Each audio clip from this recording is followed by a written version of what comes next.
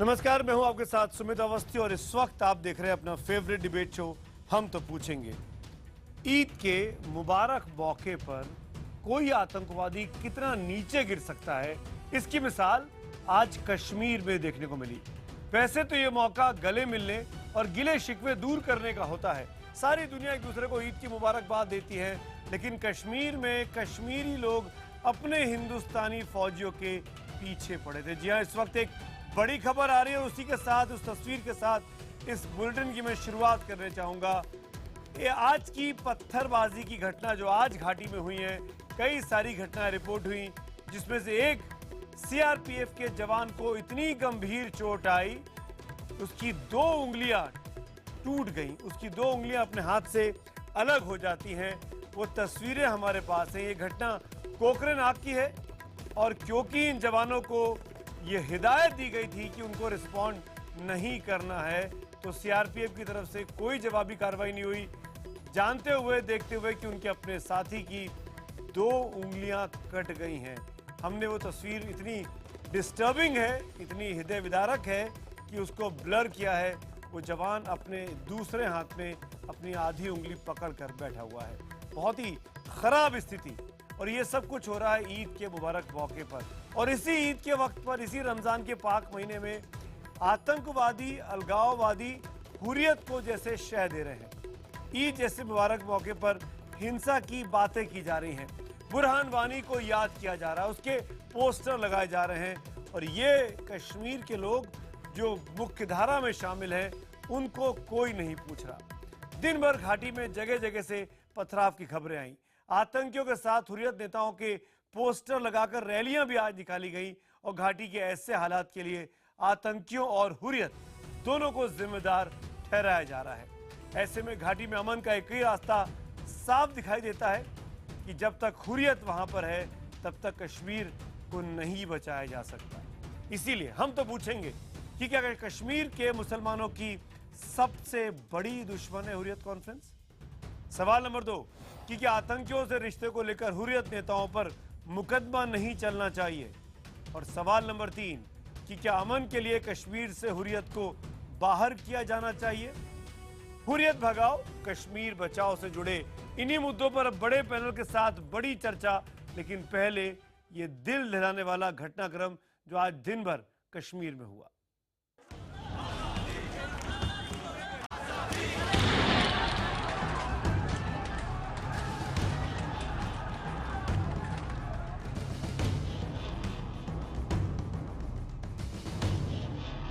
Appeal है जो हफ्ता भर के प्रोग्रामों को कामयाबी से हमकिनार करने के लिए भरपूर ताउन फराहम करे।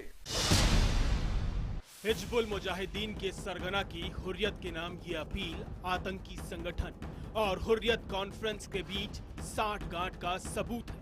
सकामत के साथ, पूरी पाबंदी के साथ जालिम हिंदू फौज के खिलाफ लड़ रहे हैं, तो मैं आप भाइयों से ये गुजारिश करता हूँ, इस वक्त अगर हम उनकी और कोई भी मदद नहीं कर सकते, तो इस वक्त हमें उनको अपनी दुआओं में जरूर याद रखना चाहिए। ये श्रीनगर के पांथा चौक पर आतंकी हमले से लाहौर कनेक्शन का सबूत है कि गुज़श्ता 24 घंटे से श्रीनगर में वारका जारी है। लश्कर तैयबा के मुजाहिद मोर्चा बंद होके इंडियन फौज के खिलाफ जबरदस्त मार्का इस वक्त मकबूजा कश्मीर में जारी है। भाइयों ने मोर्चे संभाले हुए हैं। ये आतंकी संगठन जमात-उद-दावा के लाहौर हेडक्वार्टर में हुई तकरीर का वीडियो है, जिसमें मंच पर आतंकी हाफिज सईद का साला हाफिज अब्दुल रहमान मक्की भी नजर आ रहा है। मजहब के नाम पर कश्मीर के दुश्मनों का घाटी में आग लगाने के मंसूबे का हश्र देखिए।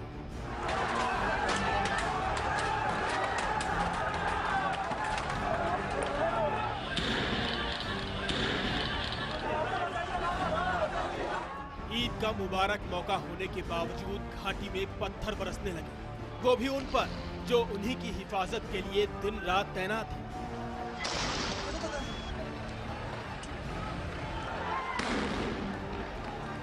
जब आतंकी संगठनों के पैसे से विरोध का झंडा उठाने वालों को सीधे आतंकियों से फरमान मिलने लगे, तो गद्दारों का कुनबा भला खामोश कैसे रहे। सो आतंकियों के समर्थन में निकल पड़ी रैली। ईद के मुबारक मौके पर लग गए वादी के दुश्मनों के पोस्टर।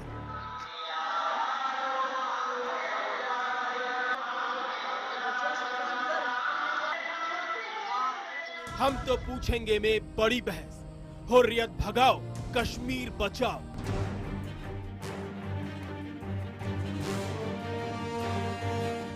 अब तक आतंकियों के साथ हुर्रियत नेताओं की तस्वीरों को दुनिया ने देखा था। हाफिज सईद के मंच पर यासीन मलिक को देखा था। लश्कर तैयबा के सरगना हाफिज सईद से आसिया की अपील और हाफिज को उसे बहन कहते सुना था। हम अपने पाकिस्तान के बगैर जिंदा नहीं रह सकते मेरे भाई। पाकिस्तान के साथ हमारी रूह जुड़ी हुई है। अपनी बहन आसिया से कह रहा हूँ, मेरी बहन हमारे हैं।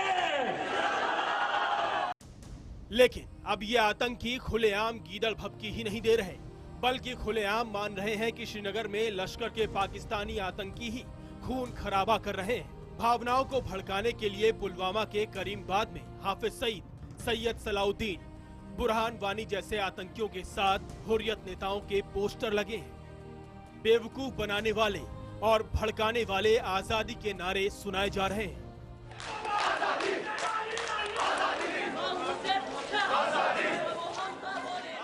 ऐसे लोगों के एक्सपोज बहुत जल्दी हो रहे हैं।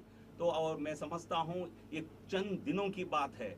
ये जो अलगाववादी है, आतंकवादी है, इनका पूरी तरह समाज में, कश्मीर समाज में, कश्मीर घाटी में एक्सपोज होना बहुत जल्दी होने वाला है। ईद के मौके पर आतंकियों की पोल खुल रही है। आतंकियों के पैसों पर पलने वाले गद्दारों की पोल खुल रही है। ऐसे में हिजबुल मुजाहिदीन और यूनाइटेड जिहाद काउंसिल के सरगना सैयद सलाउद्दीन ने भावनाओं को भड़काने की कोशिश फिर से की है। जुलाई को हिजबुल मुजाहिदीन के मासूम कमांडर बुरहान मुजफ्फर वानी की शहादत का दिन है और 13 जुलाई अजान की तकमील करते हुए 22 फर्जंद वतन सेंट्रल जेल के अहाते में जाम शहादत नोश करते हैं। आतंकी बुरहान वानी के नाम पर माहौल को फिर से भड़काने के लिए 8 जुलाई से 13 जुलाई तक कश्मीर में हड़ताल की अपील की गई है। सवाल उठता है कि पाकिस्तान से जारी आतंकियों के फरमान को लागू कौन कराता है। लश्कर जैसे आतंकी संगठनों से हुर्रियत के रिश्ते बेनकाब हो चुके हैं। इसलिए घाटी में आतंकी हमले और हिंसा के इस माहौल पर हम तो पूछेंगे, क्या हुर्रियत का हुक्का पानी बंद करने से कश्मीर में शांति आएगी? ऐसा लगता है कि हुर्रियत ही वो जरिया है जो पाकिस्तान और आतंकवादी जो पाकिस्तान से जिनको समर्थन मिला है उसके जरिए कश्मीर घाटी में अनरेस्ट को, इस माहौल को बिगाड़ने की कोशिश कर रहे हैं। इसीलिए हमारा आज का सवाल है जो मैं आपसे सीधे पूछना चाहता हूं कि हुर्रियत का हुक्का पानी बंद करने से कश्मीर में शांति आएगी? अगर आपको लगता है हाँ, तो जवाब HTP स्पेस देकर Y लिखिए, नहीं के लिए HTP स्पेस देकर N लिखिए और 51818 पर आप SMS कर सकते हैं। #HTP और #आतंक परस्त हुर्रियत के जरिए भी आप फेसबुक पेज पर और ट्विटर हैंडल पर जाकर अपने सुझाव, सवाल हमको जरूर भेजें। मैं मेहमानों का परिचय कराता हूं बारी बारी से जो इस वक्त आज हमारे साथ जुड़ रहे हैं। स्टूडियो में कर्नल VN थापर हैं, लेट लेफ्टिनेंट विजयन थापर के फादर, जो कि करगिल में शहादत जिनको हासिल हुई थी करगिल की लड़ाई में। और जानबूझ के मैंने कर्नल थापर को आज बुलाया है क्योंकि ऐसे माँ बाप हैं जो झेल रहे हैं जो कश्मीर में हो रहा है। और मेरे साथ जो लोग बाहर से जुड़ रहे हैं, गौरव भाटिया BJP के प्रवक्ता मेरे साथ हैं, हमारे साथ में RSN सिंह साहब हैं, सिक्योरिटी एक्सपर्ट मेरे साथ जुड़ रहे हैं। सुशांत सरीन हमारे साथ हैं, स्ट्रेटेजिक अफेयर्स हैं के एनालिस्ट हैं। इनामुन नबी मेरे साथ हैं जो कि अवामी इत्तिहाद पार्टी के स्पोक्स पर्सन हैं। और साथ में शबनम लोन भी हमारे साथ इस डिबेट में जुड़ रही हैं जो कि यहाँ सुप्रीम कोर्ट की लॉयर हैं और खुलकर सेपरेटिस्ट का पक्ष रखती हैं अपनी बात पुरजोर तरीके से। कर्नल थापर, मैं आपसे शुरू करना चाहूंगा इस डिबेट को। क्या होना चाहिए हुर्रियत के साथ? सीधे सीधे लिंकेजेस साफ समझ में आते हैं। सलाउद्दीन हुर्रियत का नाम ले रहा है, हाफिज सईद आसिया अंद्राबी को बहन बताता है, यासीन मलिक हाफिज सईद के साथ बैठते हैं जाके, मीर वाइज भाषण देते हैं, बाहर डीएसपी की लिंचिंग हो जाती है। क्या होना चाहिए? देखिए, सबसे पहले जो आपने पहला सेंटेंस इस्तेमाल किया है, पहला वाक्य, जिसमें आपने कहा है कि हुर्रियत का हुक्का पानी बंद होने से हुक्का पानी काट दीजिए और हुर्रियत को बंद कर दीजिए। और ये मुझे बड़ी हैरानी होती है कि आज भी हम इस मुद्दे पर हमें शको है थोड़ा सा कि क्या ये हुर्रियत इन्वॉल्व है इससे। अब कब तक आप इस तरह की उम्मीद में रहेंगे और कब तक आप इनको, ये गैंग ऑफ फाइव है, ये गैंग ऑफ फाइव है जो कश्मीर घाटी का सत्यानाश करने पर उतारू है। और ये जो जहर है, ये जो मजहबी जहर है, ये जो अक्रॉस द बॉर्डर और एलओसी से होते हुए आती है, वो यहाँ पे आती है, इनके पास आती है और यहाँ से आम आवाम के अंदर इंजेक्ट की जाती है। इसके साथ साथ वहां से फाइनेंसेस पूरे आते हैं, वहां से प्रोग्राम आते हैं, क्या करना है क्या नहीं करना। और हम किस लिए सोए हुए हैं, किस लिए हम एक तरह से कैमोटॉस स्टेट में हैं, कुछ समझ में नहीं आता। पैरालाइज्ड। आपने कहा कि प्रोग्राम आते हैं, अभी तक तो हम देखते थे शबनम लोन की हुर्रियत कॉन्फ्रेंस की तरफ से हड़ताल के बारे में बताया जाता था कि अगले हफ्ते का हड़ताल का कैलेंडर क्या है, अगले महीने का बंद का कैलेंडर क्या है। आज तो सैयद सलाउद्दीन का कैलेंडर बता रहा है, हिंदुस्तान का मोस्ट वांटेड टेररिस्ट, और हुर्रियत से कह रहा है कि इसको इंप्लीमेंट करो। तो ये साफ समझ में आ रहा है कि हुर्रियत किसके इशारे पर काम कर रही है शबनम जी?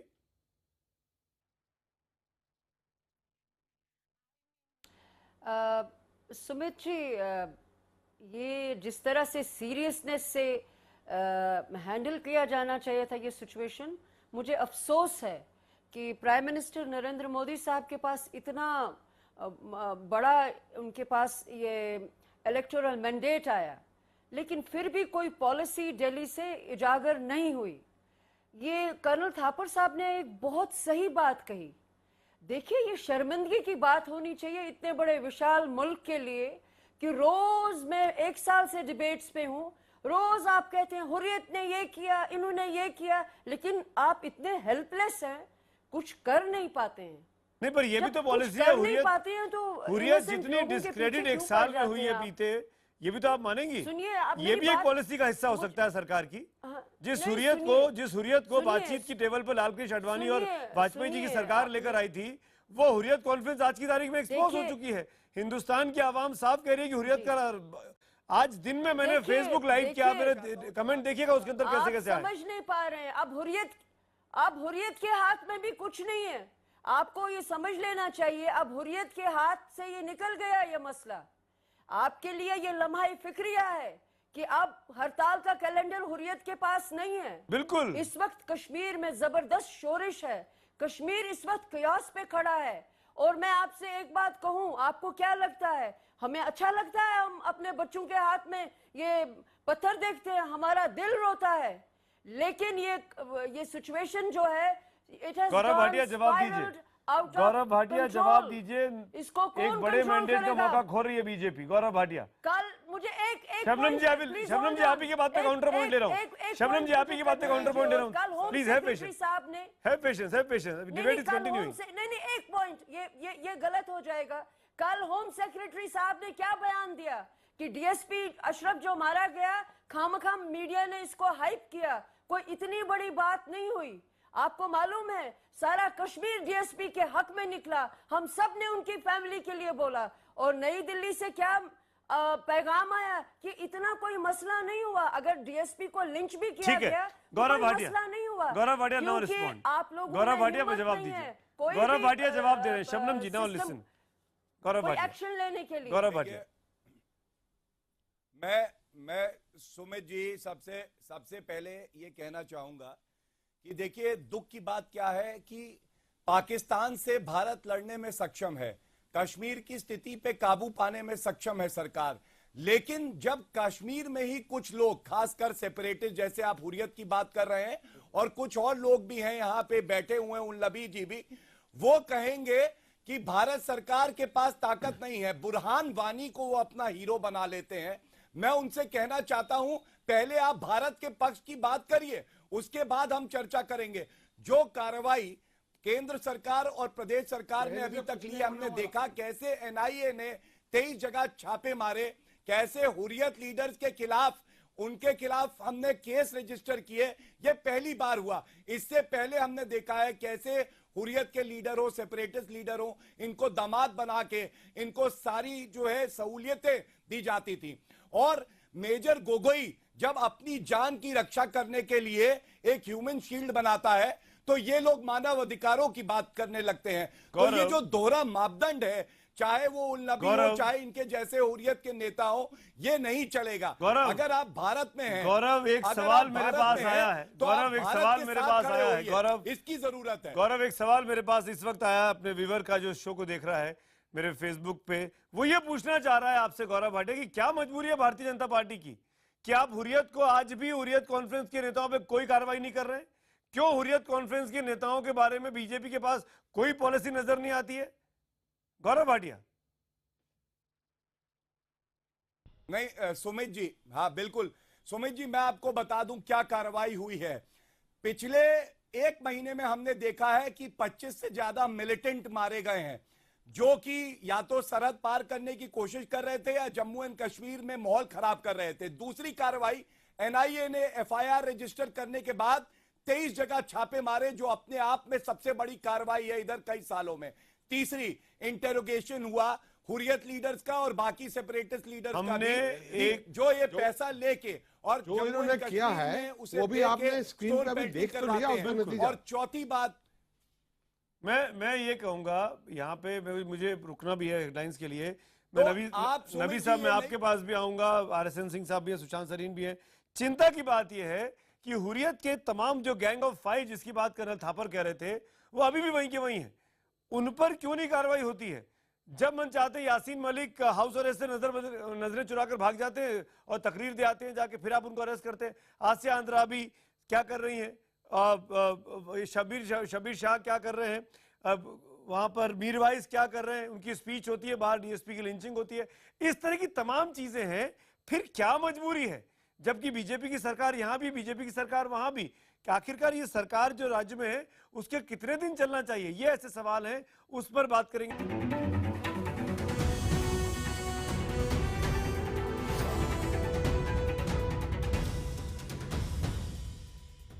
अब हुर्रियत के हाथ में भी कुछ नहीं है, आपको ये समझ लेना चाहिए। अब हुर्रियत के हाथ से ये निकल गया ये मसला।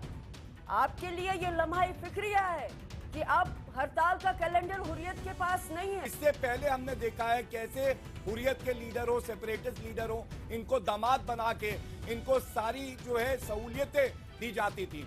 और मेजर गोगोई जब अपनी जान की रक्षा करने के लिए एक ह्यूमन शील्ड बनाता है तो ये लोग मानव अधिकारों की बात करने लगते हैं।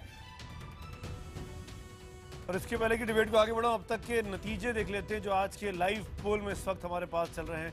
हमारा सवाल है कि हुर्रियत का हुक्का पानी बंद करने से कश्मीर में शांति आएगी। 92% 92% लोग हाँ में जवाब देते हैं और ट्विटर पोल पर जो संख्या है वो 91% की है। 91% हाँ में जवाब देते हैं। नबी साहब, मैं आपको लेके आना चाहूंगा इस डिबेट में। इनामुन नबी साहब, ये मुझे बताइए, हुर्रियत कॉन्फ्रेंस के हाथ से चीजें निकल गई हैं, जैसा कि शबनम लोन ने कहा। आप भी मानते हैं हुर्रियत कॉन्फ्रेंस के पास कोई कंट्रोल नहीं बचा है कश्मीरी आवाम का? हुर्रियत कॉन्फ्रेंस डिफंक्ट हो गई है? सुमित जी, पहले मैं एक रिक्वेस्ट करूं, जिसको भी मुझे एड्रेस करना होगा वो मुझे इनाम के नाम से एड्रेस करेगी, न कि नबी, प्लीज़। तो अब मैं आपके सवाल पर आता हूं। आपको मैं बताऊं, Hurriyat represents sentiments and aspirations of Kashmiri people. आज जो आपको वहां पर बैठकर उनको दलाल का नाम दे रहे हैं, ये चीज़ तो उनका स्टेक होल्डर एक्सेप्ट करना पहले तो उन्होंने ही किया। जब वो एनडीए फर्स्ट थी, वाजपेयी जी प्राइम मिनिस्टर थे, तो पहला स्टेप जो एक्सेप्ट करते हैं, आप मुझे कंप्लीट करने दीजिए। भारत का अभिन्न अंग है, ये आप एक्सेप्ट करते हैं? ये जवाब दे दीजिए प्लीज। मैं पूछ रहा हूं आपसे, बहुत अहम सवाल है ये। क्या आप एक्सेप्ट करते हैं कि कश्मीर भारत का अभिन्न अंग है? नहीं, इसका जवाब दीजिए, चर्चा करेंगे आगे। आप बोलने दीजिए मुझे, मैं बोलूंगा। मैं आपको, आप घबराइए मत, मैं आपको ज्यादा एक्सपोज नहीं करूंगा। बात करते हैं और मैं 125 करोड़ भारतीयों के सेंटिमेंट की बात कर रहा हूं अभी। जनाब, ये वो चैनल नहीं है जहां शोर शराबा होगा। हमें सबका एहतराम है। सुमित अवस्थी जी इसको एंकरिंग कर रहे हैं। मैंने आपसे बहुत इज्जत दे के एक सवाल पूछा, ये शोर शराबा नहीं है, ये हर भारतीय के दिल में एक सवाल है। आप आके चैनल पे चर्चा करते हैं, क्या आप पहले ये कह सकते हैं कि कश्मीर भारत का अभिन्न अंग है? आप जवाब देके आगे बढ़ सकते हैं, अपनी बात पूरी कर सकते हैं। नहीं, वो कैसे? कश्मीर, जम्मू कश्मीर एक मैं बताऊंगा, जम्मू कश्मीर एक इंटरनेशनली रिकॉग्नाइज्ड डिस्प्यूट है। आप जब अंग्रेजों के साथ लड़ रहे थे हिंदुस्तान और पाकिस्तान, तब एक जम्मू कश्मीर एक सॉवरेन स्टेट थे। आपको आजादी मिली तो आपने हमें पकड़ लिया। मैं आपको बता दूं, जम्मू एंड कश्मीर भारत का अभिन्न अंग है। अभी हिस्सा होगा तो आप थोड़ी तो जंग लड़ते। वो भी भारतीय चैनल पे। अगर आपको लगता है आपने डिक्लेरेशन किए, तो आप आपने पाकिस्तानी चैनल पे जाइए, आपने डिक्लेरेशन किए। प्राइम मिनिस्टर ऑफ इंडिया ने दूसरा सवाल बताओ, यूनाइटेड नेशंस लिया। दूसरा सवाल है, यूनाइटेड नेशन क्या में बुरहान वानी टेररिस्ट था? के अवाम को आप बोलेंगे बुरहान वानी टेररिस्ट था? मैं पूछ रहा हूँ, इनामुल, मैंने आपसे वो किनके साथ किया, क्या बुरहान वानी एक टेररिस्ट है? और उसको जो मार गिराया उसके भारतीय सेना की तारीफ करते? गौरव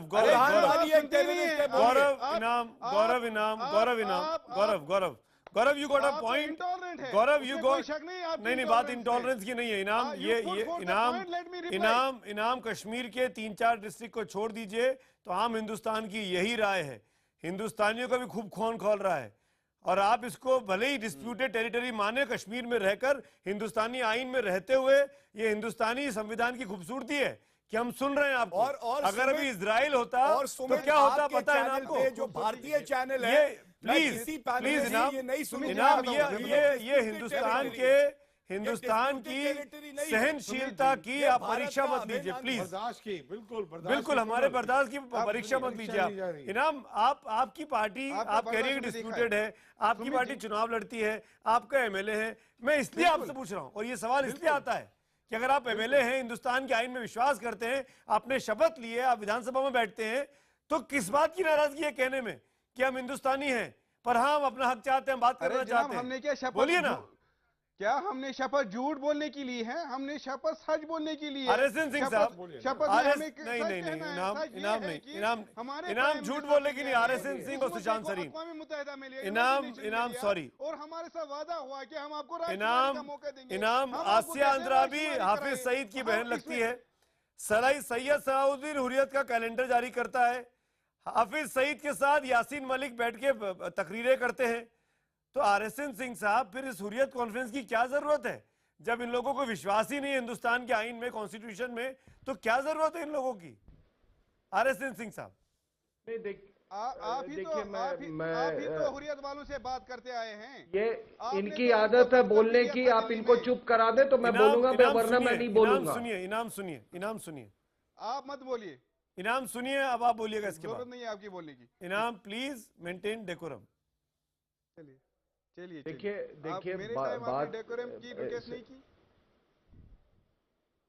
मैं देखिए, ये जो पवित्र ये रमजान का जो महीना रहा, हमने देखा कि सोमालिया से लेके, माली से लेके, आपके मोसूल से लेके, लंदन से लेके, काबुल से लेके, और ये आपके मनीला से लेके, और तमाम मतलब अक्रॉस द ग्लोब हमने एक चीज देखा कि स्पिरिचुअल कंटेंट जो था ये ओवर द इयर्स ये पूरा डिमिनिश कर रहा है। इतना खूनी रमजान मैंने कभी नहीं देखा था, और सबसे दुख की बात है कि इतना खूनी रमजान मैंने कभी कश्मीर में नहीं देखा था।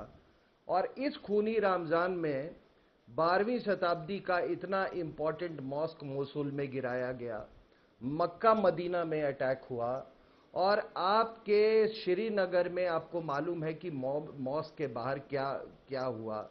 और अभी जो ये स्टोन पेल्टिंग जो चल रहा है, आज सेवई और क्या क्या खाने का दिन है, प्रसाद खाने का दिन है, और आज ये स्टोन पेल्टिंग हो रहा है। तो आप साहब देखो सुमित साहब, ऐसा है कि मुझे एक चीज की हैरानी होती है कि तमाम कोशिशों के बावजूद, यही जो ये गंदा आदमी है हाफिज सईद, इसके तमाम कोशिशों के बावजूद बलूचिस्तान और सिंध रेडिकलाइज नहीं हो सका। शायद इसलिए नहीं हो सका क्योंकि उनकी जो सांस्कृतिक जड़ें हैं वो ज्यादा स्ट्रांग हैं। जी। लेकिन कश्मीर कैसे हो गया, इस बात का मुझे नहीं समझ में आ रहा है।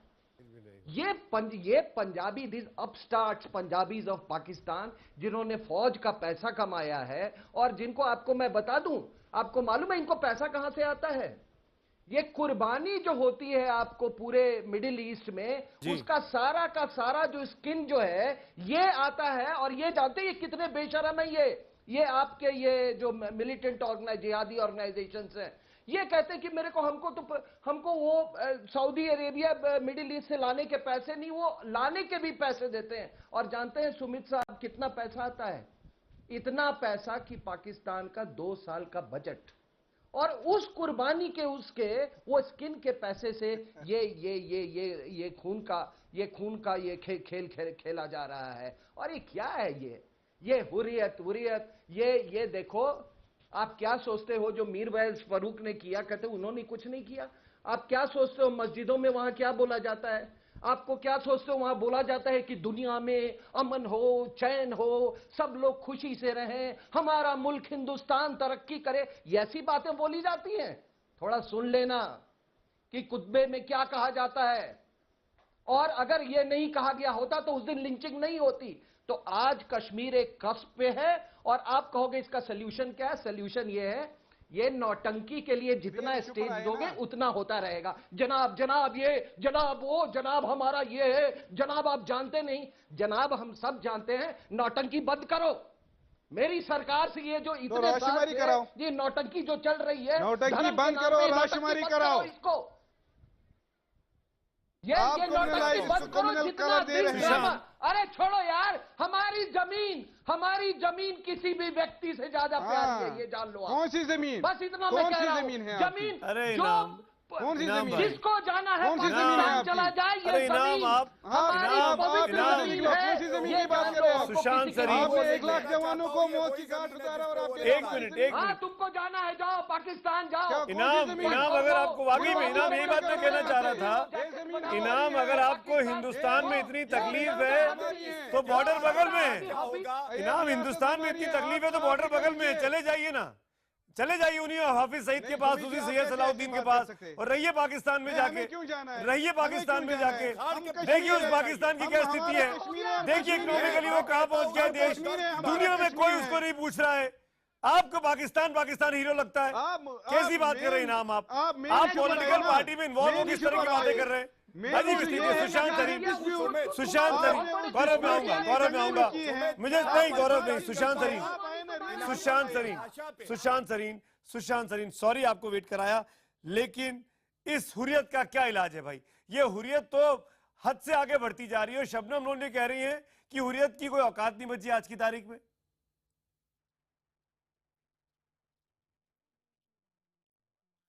सुमित, देखिए, हुर्रियत का जो आपका बेसिक सवाल है ना कि हुर्रियत का हुक्का पानी बंद करना चाहिए कि ज़रूरत है या नहीं, ज़रूरत तो है, लेकिन ये काफ़ी नहीं होगा। और काफ़ी इसलिए नहीं होगा क्योंकि पार्टली इसलिए क्योंकि जो शबनम कह रही है वो पार्टली दुरुस्त है। और ये अभी से नहीं, ये कई सालों से, लगभग 8-10 साल से बात सच्ची है कि हुर्रियत की औकात शुरू में भी नहीं थी। हुर्रियत का जिस तरीके से उसको खड़ा किया गया वो पाकिस्तानियों ने खड़ा किया था और वो उनका मुखौटा है। उनके थ्रू वो अपना काम करवाते हैं, अपने आदेश देते हैं। हुर्रियत के लोग तो इतने बेशर्म हैं कि अपने बाप और भाइयों के कातिलों या के साथ वो बैठे हुए हैं, तो उनकी तो बात ना ही करें, उनकी कोई औकात नहीं है जी। तो जरूरी है, लेकिन काफी नहीं होगा। काफी इसलिए नहीं होगा क्योंकि ये चीज काफी हद तक हुर्रियत के कंट्रोल से बाहर निकल चुकी है और शबनम की बात उसमें बिल्कुल दुरुस्त है। देखिए, मुद्दा यहां पर यह है कि जिस तरीके के बयानबाजी आपके प्रोग्राम पर ये इनाम नबी बोल रहे हैं, ये आप तसव्वुर भी नहीं कर सकते कि किसी भी और मुल्क, खासतौर जो इनका चहिता मुल्क है पाकिस्तान, उसमें बैठ के वो इस तरीके की बयानबाजी पाकिस्तान के खिलाफ कर सकें। तो ये जो बहुत छूट दे रखी है भारत ने, ये एक बहुत बड़ी हमारी हिमाकत है और इसको हम जब तक ठीक नहीं करेंगे वो हमारी एक प्रॉब्लम रहेगी। दूसरी चीज हमने जो एक बहुत बड़ी हिमाकत की है वो ये है कि हमने माहौल ऐसा बनाया कश्मीर में, राजनीतिक भी और एडमिनिस्ट्रेटिव भी, कि जो तो अलगाववादी हैं, जो तो टेररिस्ट के साथ मिले हुए हैं, उनके तो काम धड़ाधड़ होते हैं, सरकार भी बढ़ चढ़ के उनके काम करती है। और यहां तक ये बात ठीक है कि जो पुरानी सरकारों ने हुर्रियत को एक पेडेस्टल पे बिठा दिया था, उससे उनको गिराने की जरूरत है। एक मसनद पे बिठाया हुआ था, उससे उनको गिराने की जरूरत है। लेकिन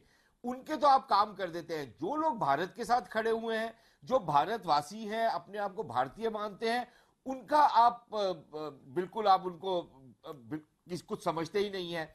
हमको जो वहां पर माहौल क्रिएट करने की जरूरत है कि जो आदमी भारत के साथ खड़ा हुआ है उसको हम मसनद पे बिठाएंगे, और जो भारत के खिलाफ बात करता है उसका वैसा हशर होगा कि किसी और की हिम्मत नहीं होगी भारत के खिलाफ बात करने की। सुमित जी, मैं ये आप सबक जब तक नहीं सीखेंगे बिल्कुल तब ठीक तक बात है। आपकी प्रॉब्लम रहेगी। फाइनली एक और चीज बोलूं, हुक्का पानी किसने, देखिए हुक्का पानी किसने दिया हुआ है इनको? पाकिस्तान की तरफ से तो हुक्का पानी आता है। भाई आप लड़ा चुप रहिए, बात सुन लीजिए। पाकिस्तान की तरफ से तो इनका हुक्का पानी चलता है। उस पे क्या आपको प्रॉब्लम है भारत सरकार को या कश्मीर की सरकार को वो हुक्का पानी बंद करने में? और फाइनली मैं आपको एक चीज बताऊं, देखिए कई चीजें आप ऐसे समय पर नहीं कर सकते जब हालात कुछ सामान्य हो, क्योंकि फिर आपको ये डर होता है कि हालात काबू के बाहर ना हो जाए। लेकिन जब हालात एक लिहाज से बेकाबू हो रखे हो तो फिर बहुत सारी वो जो डिसीजंस आप उस समय नहीं ले सकते जब हालात सामान्य होते हैं, अभी ले सकते हैं। और उदाहरण के तौर पर ये मीरवाइज टाइप के जो टट्टू बैठे हुए हैं वहां पर अपनी मसनदे उठा के, उसका कोई वो तो नहीं है, उसका कोई हेरिडिटरी पोजीशन तो नहीं है, उसको उठा के वहां से बेदखल करिए। वहां से वो रिलीजियस लीडर है, वो रिलीजियस लीडर है। आपको उसकी आइडियोलॉजी के साथ डिफरेंस हो चीफ सकती प्रीस्ट है। क्या होता है? कोई भी बन जाएगा चीफ प्रीस्ट, कल को कोई बना देंगे, हम किसी और चीफ प्रीस्ट को बना देंगे, कोई ऐसी प्रॉब्लम नहीं है। उसको उठा के बाहर फेंकिए, उसको he should be deprived of those things. ये जितने लोग ये ऐसे बैठे हुए हैं, इन सबको पिछवाड़े में लात मार के बाहर निकालिए। आप इनको क्यों रखा हुआ है, क्यों टॉलरेट कर रहे हैं हम? यही तो मेरा सवाल है, यही मैं दर्शकों से पूछ रहा हूं। कोई इसमें बड़ी यही मेरा सवाल है, मैं जवाब लूंगा। गौरव में आ रहा हूं, कर्नल थापर ये बोलना चाह रहे हैं।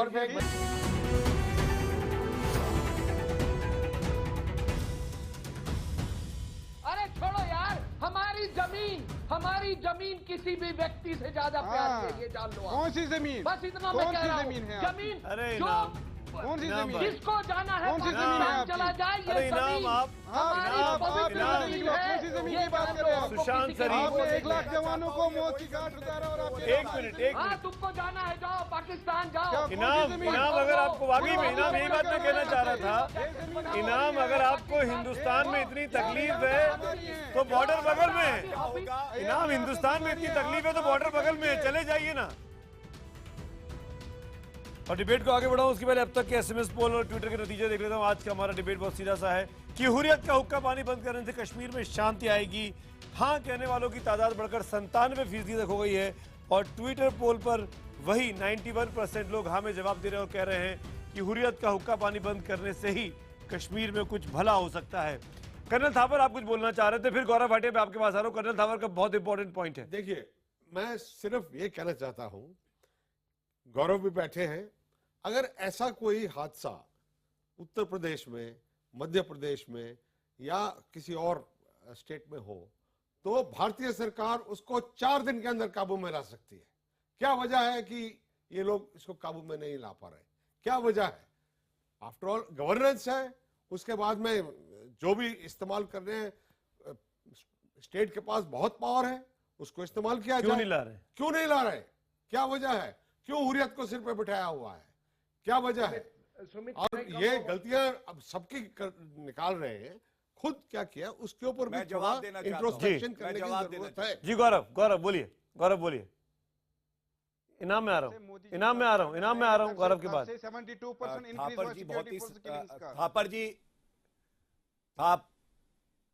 थापर जी बहुत ही सम्मानित व्यक्ति हैं। इन्होंने एक प्रश्न किया, मैं उसका जवाब जरूर देना चाहूंगा। ये खुद भी जानते हैं, रक्षा से इनका साथ रहा है कि यहाँ पे पाकिस्तान जैसा एक टेररिस्ट नेशन है जो आतंकवादियों को, जो मिलिटेंट्स को सपोर्ट करता है। और उसके बाद मैं आपके पहले कार्यक्रम के पहले भाग में बता चुका हूं क्या कार्रवाई करी है। एक आश्वासन जरूर देना चाहता हूं, आप हुक्का पानी बंद करने की बात करते हैं, ये जो हुर्रियत के लीडर हैं, जो सेपरेटिस्ट हैं, इनकी जो सही जगह है, इनका हुक्का पानी भी बंद होगा, इनकी दलाली की दुकानें भी बंद होंगी और जरूरत पड़ी तो इनको उठा के बाहर भी फेंक दिया जाएगा। और उल नबी जैसे, इनामुल नबी जैसे लोगों को मैं एक ही बात कहूंगा, ऐसे लोगों को चर्चा पे केवल तब बुलाया करिए जब ये माने कि कश्मीर भारत का बॉर्डर जुड़ा हुआ है, माने चाहे बुरहान वानी एक आतंकवादी है, प्रॉब्लम तो हमारी है ना, हमने उसकी मेजर गोगोई जो है वो उस पे हमें गर्व है, तभी इनको बुलाया करिए। ठीक है, शबनम लोन जवाब दीजिए। इनामुल नबी अगर रहते हो भारत में तो भारत माता की जय कहना पड़ेगा, और अगर भारत के खिलाफ एक शब्द भी कहा तो मैं बता रहा हूं ना तुम्हारे लिए और तुम्हारे जैसे लोगों के लिए अच्छा नहीं होगा। शबनम लोन, इनाम में आऊंगा। शबनम लोन का नाम मैंने पहले लिया। शबनम, सुमित, सबसे पहले तो एक चीज मिस इंटरप्रेट ना करें। मैंने कहा हुर्रियत का असर जो है दिन ब दिन इन सिचुएशंस में वो भी कम होता जा रहा है। हुर्रियत की अभी भी रेलेवेंस है, बट हुर्रियत की रेलेवेंस मैंने कहा लिमिटेड हो जाएगी, क्योंकि अब सईद सलाहुद्दीन साहब ने खुद ये हड़तालों की सैयद सलाहुद्दीन को आप साहब कहती और हैं? इससे मेरे हिसाब से मुझे ये लग रहा है कि ये सैयद सलाहुद्दीन को क्या हमको साहब कहना चाहिए? शबनम, ये जॉनर चेंज हो रहा है। शबनम जी, मैं सैयद सलाहुद्दीन जैसा टेररिस्ट साहब कैसे हो सकता है? शबनम, मुझे बात, शबनम आप मुझे बताइए ना, सैयद सलाहुद्दीन साहब कैसे हो सकता है? आप आज इस कार्यक्रम में ये कहेंगी मेरी तो मेरी बहुत से देखिए, ऐसे सेपरेटिस्ट हैं जिनका सैयद हौसला सलाहुद्दीन, सुनिए सैयद सलाहुद्दीन जो हैं वो इलेक्शन लड़े थे, वो हिंदुस्तान की डेमोक्रेसी के फेलियर के एक बहुत बड़े आपके पास एग्जाम्पल है। क्या आप कहेंगी? वो मैं सुनना चाहता हूँ आप जबरदस्त रिगिंग की गई थी इलेक्शन में, उसके बाद वो चले गए और आपको गर्व है भारतीय सेना तो ये बात मैं तो वो साहब हो गए, और वहां जाके जो उन्होंने टेररिस्ट का साथ दिया, आतंकवाद को बढ़ावा दिया, वो सब हम भूल जाए क्योंकि वो चुनाव लड़े इसलिए वो साहब हैं। और भारतीय ये क्या बात है शबनम? शबनम वो बुरहान वानी जैसे, शबनम वो बुरहान वानी जैसे टेररिस्ट की एनिवर्सरी को सेलिब्रेट करने का कैलेंडर इशू कर रहा है, वो सैयद सलाहुद्दीन साहब कैसे हो सकता है? सैयद सलाहुद्दीन बुरहान वानी को हीरो बता रहा है, और बुरहान वानी के एनिवर्सरी पर वो कह रहा है कि हमको प्रोग्राम करने चाहिए वैली के अंदर। वो तो आतंकवादी था और आप उसको साहब। बुरहान वानी इन लोगों का हीरो है और भारत की जनता के लिए वो एक टेररिस्ट है। अरे आप लोगों मेजर गोगोई हमारा हीरो है, आप लोगों लेकिन परेशानी ये है अलगाववादियों के लिए मेजर गोगोई बातें क्या बड़ी कर रहे हैं आप लोग? मैं आपसे शबनम जी पूछ रहा हूँ, आप बुरहान वानी को टेररिस्ट मानती है? केवल इतना कहिए। सुनिए मेरी बात, सुनिए। मैं शबनम जी कह रहा हूँ और उम्मीद करता हूँ मेरे प्रश्न का उत्तर देंगे। बुरहान वानी एक टेररिस्ट है, आप बोलिए, आप कहिए आप भारतीय सेना के साथ खड़ी हैं, सुन रहे हैं, ये बात आप बोलिए। आप एक अधिवक्ता हैं, इतना तो मैं आपसे मानूंगा, एक अधिवक्ता संविधान के साथ चलता है, आप संविधान के साथ चलने के लिए तैयार हैं? कहिए बुरहान वानी एक टेररिस्ट है, अलगाववादियों की आप निंदा करती हैं, ये बात आपसे सुनना चाहता हूँ। ठीक है गौरव, आपका गुस्सा समझ में आता है। शबनम जवाब दीजिए, देंगे आप? बुरहान वानी टेररिस्ट है? आप मुझे जवाब देने देंगे? आप ये सुनिए, आप लोगों ने ये जो शुरू किया है ना, ये हाइपर नेशनलिज्म, आप लोगों को हाँ या ना में जवाब देना चाहते हैं। एक मिनट, अरे भाई नेशनलिस्ट होने में क्या दिक्कत है? शबनम लोन नेशनलिस्ट होने में कोई दिक्कत है क्या? शबनम लोन नेशनलिस्ट होने में कोई दिक्कत है क्या? हाइपर नेशनलिज्म आप लोगों के दिए हुए खड़े हुए शब्द है। अगर मैं अपने मुल्क से प्यार करता हूं तो क्या मैं गलती कर रहा हूं? शबनम लोन जवाब दीजिए। नहीं, बिल्कुल नहीं।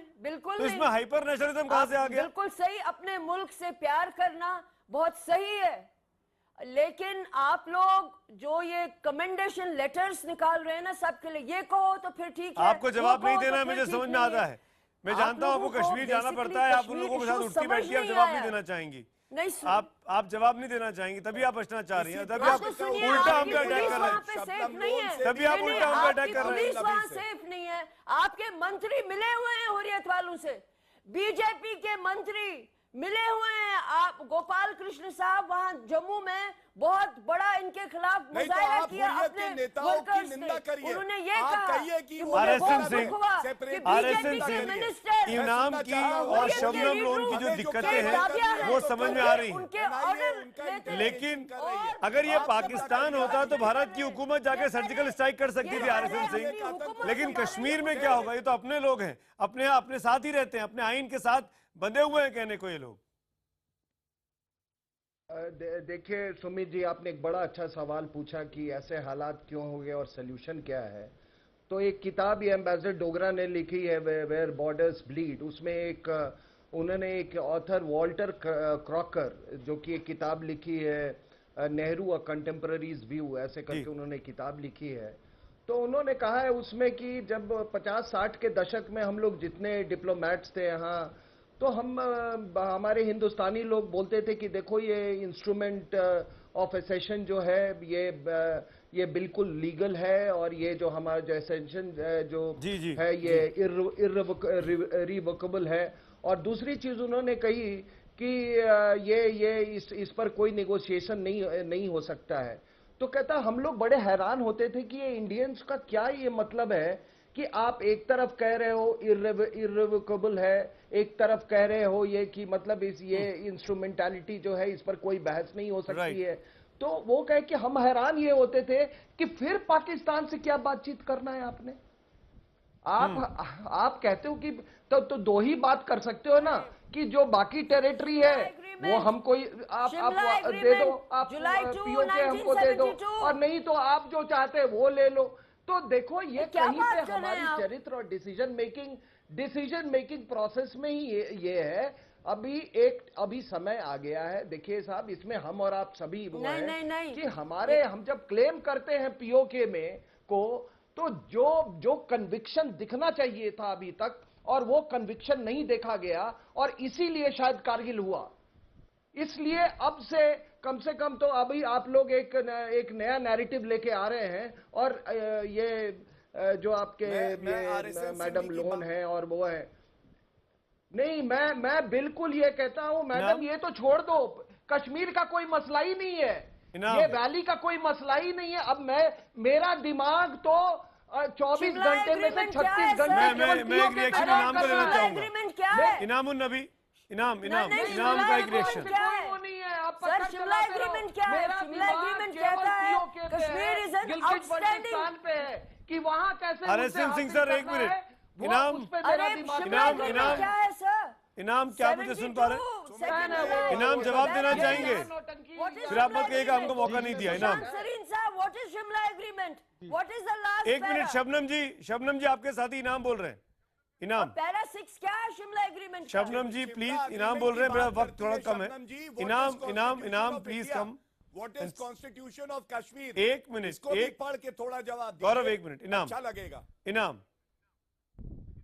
रिस्पॉन्ड टू RSN से। नहीं आपको बताऊं मैं गौरव जी का पहले बता दूं कि जब से मोदी जी सरकार में आए हैं 72% इंक्रीज हुआ है सिक्योरिटी फोर्सेस के किलिंग्स का, 37% इंक्रीज हुआ है सिविलियन किलिंग्स का। इनके पास क्या रोड मैप है कि ये इन किलिंग्स को कम से कम रोक सके? इनाम ये क्यों हो रहा है ये तो बताइए ना। वो जो मसला है मसला तो रियल इशू जो है कश्मीर इशू है। मैं कह रहा हूँ इन किलिंग्स को रोकने के लिए इनके पास क्या रोड मैप है? नहीं इनाम, पाकिस्तान से मिलता सपोर्ट वो भी कम हुआ, मजहबी तरीके से इस पूरे माहौल को पोलराइज करने की कोशिश करना। अब तो वहाँ के टेररिस्ट भी बोल रहे हैं कि ये इस्लाम की लड़ाई है, ये कश्मीर की आजादी की लड़ाई नहीं है। क्या आप भी ये मानते हैं इनाम? आप भी मानते हैं मजहबी लड़ाई है, ये इस्लाम की लड़ाई है? ध्वस्त हो जाएंगे। आप खड़े होंगे उस कमांडर के साथ? जनाब हम पहले से ही कह रहे हैं कि we are seeking political resolution of this dispute, this is not any communal issue. आप इसको कोई मजहबी रंगत न दे। We are seeking politically situation change हुई है ना, इसमें कोई भी